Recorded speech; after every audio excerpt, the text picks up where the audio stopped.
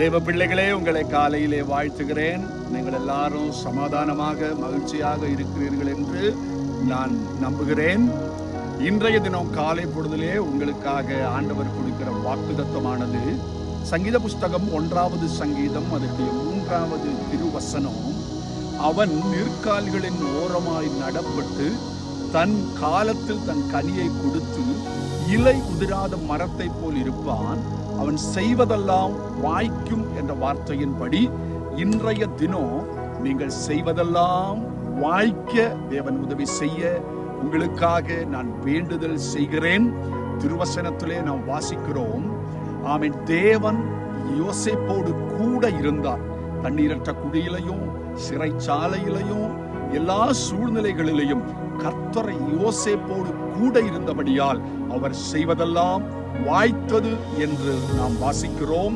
அதே போல இன்றைய தினம் கர்த்தர்களோடு இருந்து நீங்கள் செய்வதெல்லாம் வாய்க்க உங்களுக்காக ஆமென் வேண்டுதல் செய்கிறேன். கர்த்தர் இந்த வார்த்தை உங்கள் வாழ்க்கையிலே நிறைவேற்றுவாராக. ஆமென், ஆமென். எங்களை எம்பாய் நேசிக்கும் பரலோக பிதாவே, இந்த நல்ல நாளுக்காக நன்றி அப்பா. இன்றைக்கு எங்களுக்கு கொடுத்த வாக்குத்தத்தத்துக்காக நன்றி அப்பா. ஆவியானவர் இந்த நாளிலே முழுவதும் ஒவ்வொரு பிள்ளைகளையும் ஆசீர்வதித்து அவங்க கடந்து போகிற இடங்களிலே எல்லா நன்மைகளும் அவங்களுக்கு தரும்படியாக நாங்கள் செபிக்கின்றோம் அப்பா. தேவனுடைய வார்த்தையின் வண்ணமாக பிள்ளைகளை நாங்கள் ஆசீர்வதிக்கிறோம். அவங்க செய்வதெல்லாம் கர்த்தாவே தேவன் அவங்களுக்கு தரும்படியாக அது வாய்க்கும்படியாக செபிக்கின்றோம் அப்பா.